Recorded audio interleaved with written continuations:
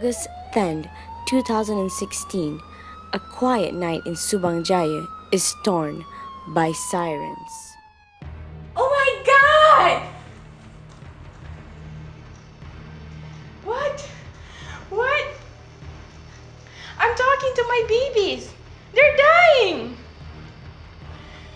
He stabbed me and my children with a knife. And I picked the knife. And my fingerprints are on the knife. Help me. Come. My babies are dying. Dudu is 6 years old, her sister Didi just 5. They've both been savagely stabbed in their sleep.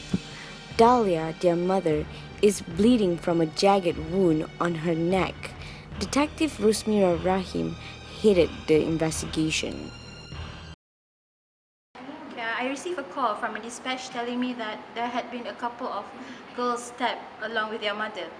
They also explained to me that they had one on ground. Well, when you tell an officer that you have one on the ground, that to us is they're chasing someone on foot.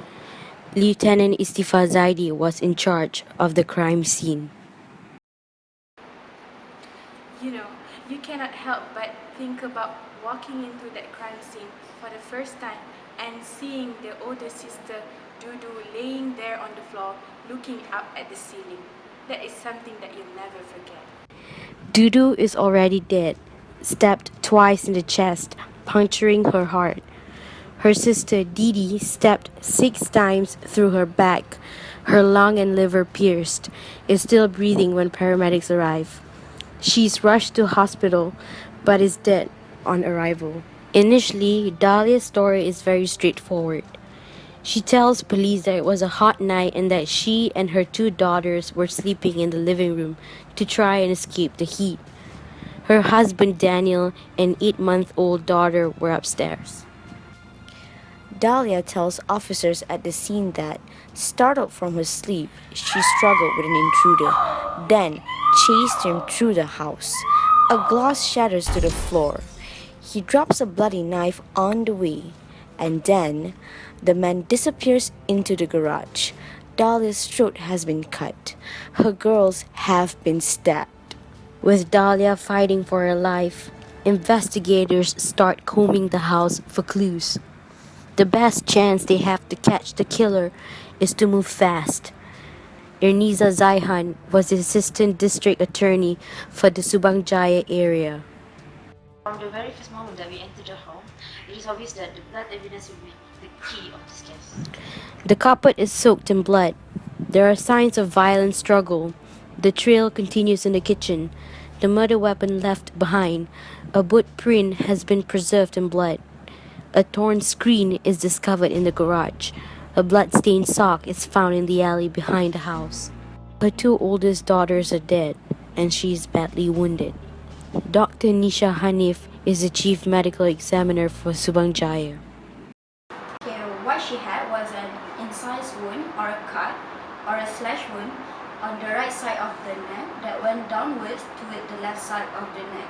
She also had a cut in front of the left shoulder, which is a continuation of this wound. Okay, she also had a very deep stab wound on her right forearm, where the blade actually went downward to the boot. In the days to come, enormous bruises stretching from her wrist to her shoulders would emerge on Dahlia's arms.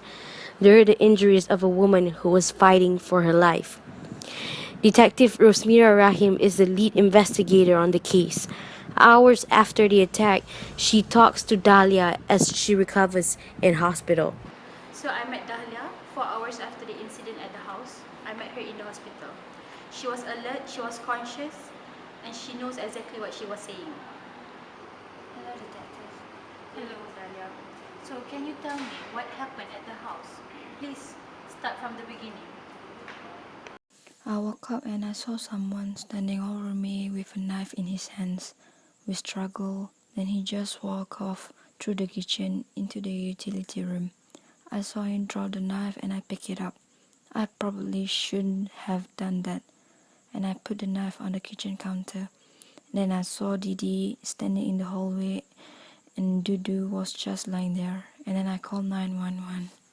It's a slightly different story than she first gave police, and Dahlia can only provide sketchy details of her attacker. He wore black clothes, had bushy hair, and a baseball cap. It's all police have to go on.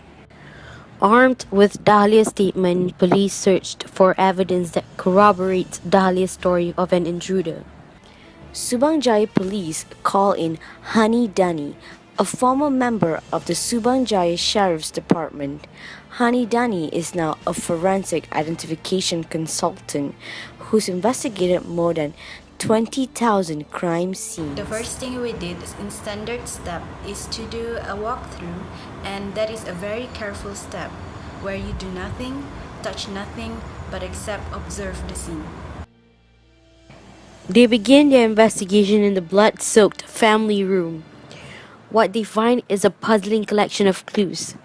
If Dahlia was attacked while she slept on the couch, why is there hardly any blood on the pillow? The couch below isn't ripped or torn. In the kitchen, shards of broken glass litter the floor. She had a glass break as the intruder ran through the kitchen. She then followed after the intruder, and yet when we got there and we looked at it, her bloody footprints are underneath the glass that was supposedly broken before she even ran through the kitchen. Now that didn't make any sense. Even more perplexing, only one bloody footprint is found. But the blood trail ends there. There's no blood at all in the garage. A small collection of Dahlia's jewelry sits on a counter in the kitchen. If this was a robbery, why wasn't it taken? The clues are even more confusing outside the house, beginning with a bloody sock that is discovered in the alley. We determined that sock actually came from the home, which is because we were able to match some of the fibers on the socks with the tennis shoes that belongs to the husband, Daniel. The blood on Daniel's sock is eventually matched to that of the two murdered girls. But how did it get there? Did you notice any footprints? Nothing, it was completely unmarked. And that gate was closed? That's right, but the hinges are out. It's held together by wire here. Hanidani finds no sign of a frantic getaway. If the intruder left through the garage and the bloody sock is in the alley, Hanidani should be able to find evidence that the intruder came through here, but she can't. Again, about 30 minutes, and the Subang Jaya police did too, and we felt like there was no intrusion. So we had to focus on who was in the house, okay? Well, it is obvious that the youngest daughter didn't kill her sister and, stab her mother. But you cannot help but think about the other person that was in the house. That was her husband, Daniel. Within days of the murder of their two children, both Daniel and Dahlia are brought to the Subanjaya police station. It takes them more than an hour to fill out voluntary statements about what happened the night of the murders. Daniel repeats the version of events he told police at the scene, that he was asleep when he heard Dahlia screaming for help. He rushed downstairs but was too late to save his children. Dahlia's story, though, starts to change. The next thing I woke up and I felt pressure on me. I felt Didi press on my right shoulder and I heard her cry. This made me really come awake. I ran back through the kitchen and I realized the entire living room had blood all over it, everything. I put the knife back on the counter and I ran to the entrance, turned on the light, and I started screaming for Darren. It is the most detailed description yet on what happened, and it's not the same story she told Rosmira Rahim at the hospital. Realized there was a man standing down at my feet, walking away from me. Walked after him, heard glass breaking. Ran, turned on the lights.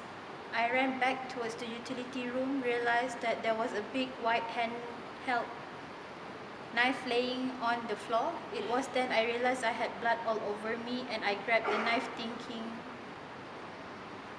we understand that people are going to change some of their stories, but It might have been black car instead of blue car, that kind of stuff, but you don't change the whole dynamic of it, and that is what she did.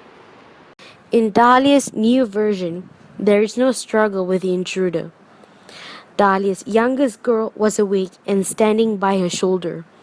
There are important differences which make investigators take a very close look at the crime scene. Evidence from the house is starting to pour in. They analyzed everything that they could possibly analyze. They fingerprinted over the entire house. They took the carpet, they took the kitchen sink, and we performed over 100 DNA tests on this case. If there was a struggle between Dahlia and her intruder, as she first told officers, there should be long thin lines of blood along the ground and the walls. These splatters would have been thrown off as the bleeding Dahlia fought with the intruder. But investigators can't find any such blood splatters.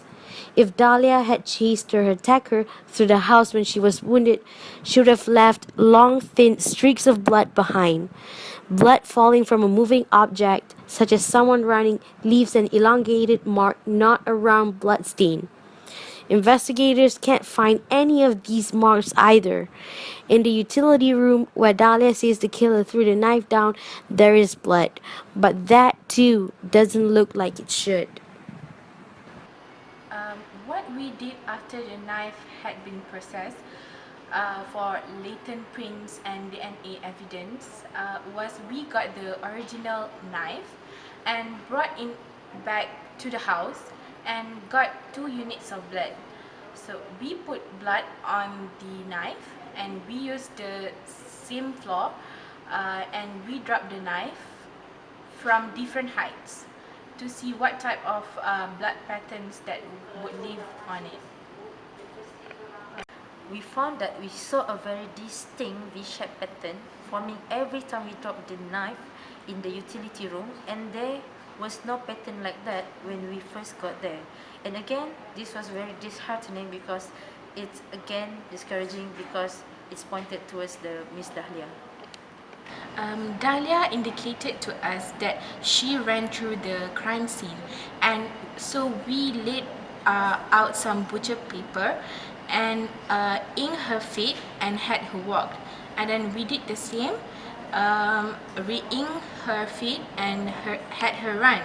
20 feet on the butcher paper to see what her stride was, and we were able to look at those footprints in the kitchen, and it was telling us that she walked through the kitchen.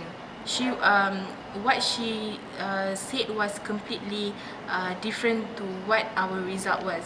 So she wasn't running through the kitchen, and the result was the footprint shows that she was walking through the floor. Investigators are also interested that Dahlia's feet have no scratches or cuts. If the intruder had knocked the wine glass on the floor, why hadn't Dahlia stepped on any of the broken glass? An innocent explanation is also found for the only other footprint in the house. When we walked into the crime scene, what we see was Dahlia's footprints on the shattered glass. The doctor said there is no evidence of blood, wound, and injury on her soles. As you can see on her soles, it is clean and unwounded soles, as if Dahlia didn't step on the shattered glass. The only bloody shoe print in the kitchen leading to the utility room belonged to one of the first responders. Rusmira Rahim is growing more and more convinced that after stabbing her own children, Dahlia stabbed herself to make it look like she was attacked. Rusmira Rahim gets a second opinion of Dahlia's injuries from one of the doctors who worked at the hospital. So doctor, what do you think of her wound? Yeah, she could have done it herself. So do you think that Dahlia stabbed herself? No, I'm not saying this wound could have been self-inflicted. So yeah. One last tiny piece of evidence helps the Subanjaya police make up their mind. What becomes known as knife number 4 is found in the kitchen. It has a tiny fiber clinging to it, a fiber which matches the